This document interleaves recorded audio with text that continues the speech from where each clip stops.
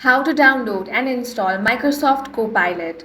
In this video, I will guide you step by step on how you can download and install Microsoft Copilot. The first thing you want to do is open up Play Store if you're using your Android device. Open App Store if you're on iPhone. Now tap on the search icon, then tap on search bar. Now you want to search for Copilot or Microsoft Copilot. This is the application you want to be looking for.